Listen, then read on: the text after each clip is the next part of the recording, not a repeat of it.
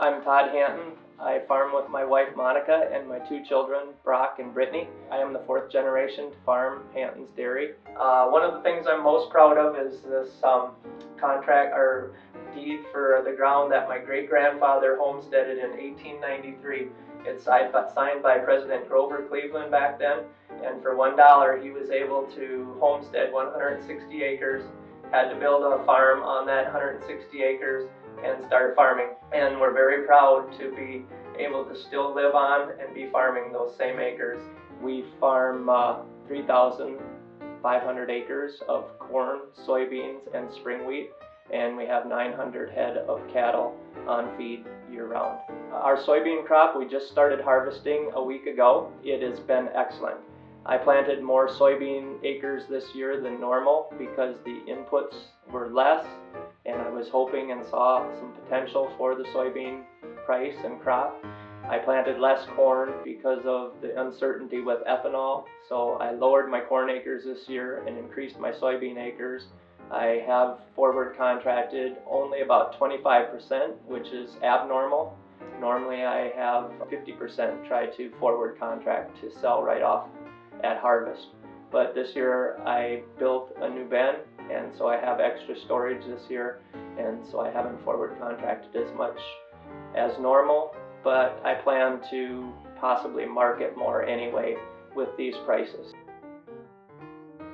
The conditions are excellent, the quality is excellent, everything is working good, the weather has been good, and the moisture of our beans has been about 11% average. We were able to get in and plant earlier than normal this year, had good conditions as well.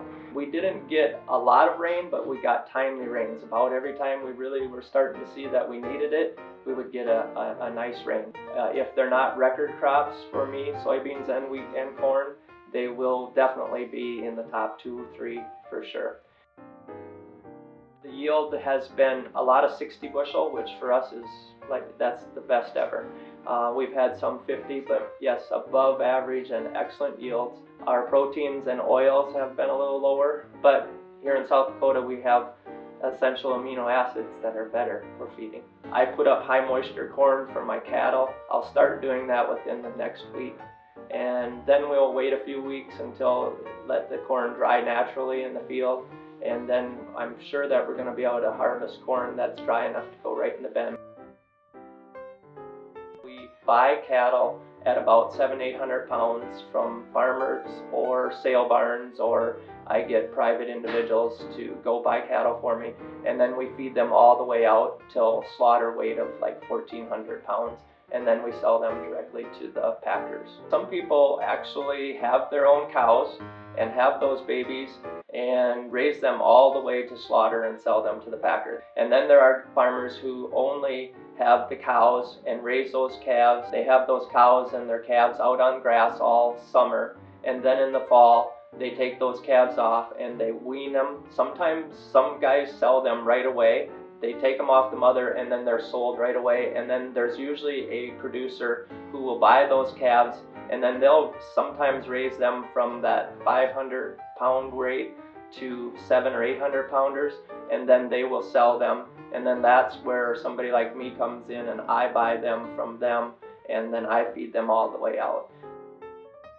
The cattle business honestly is probably the most risky business of any farming that there is, because to buy those cattle, the 700-800 pounders, will cost you $1,100 to $1,250 per head.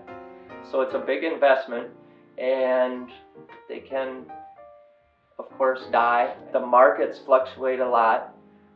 Packers are who you have to market them through, and they are very good at their business, getting a price that works for them. And right now the beef business is not very good. There's been losses, some of them significant, especially with the COVID that we went through. On the cattle, we do a mix of packer contracts where we talk to the packer and we get a price, and they'll be done in February. What will you pay us? This is what they'll pay us, plus premiums and discounts if there's good and bad animals. So we like that a lot because then we know exactly what we're going to get, and we do that on about a third of the cattle so that we know on 1/3 of the cattle we're going to make a little bit of money for sure. The other third of the cattle, I like to do some put options. I always say the basic way to think about it is an insurance policy that if the price of those cattle when I'm going to sell them goes down, I make money on the futures or from the Chicago Board of Trade. And if they go up, I still get to get the up price. So I lose some of my profit that I could have locked in on marketing those cash cattle, but if they do go up, I can make sometimes over $100 per head. And then usually on the other 1/3 of the cattle, I actually just keep them open until the end and hope that I'm going to be able to market them at a profitable price and a good price.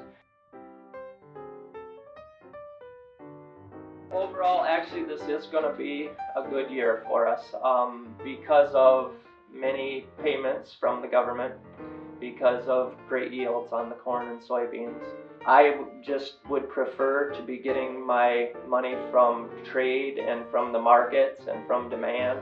Crazy times, unprecedented times, and another year of learning at 57. It's interesting farming, that's for sure.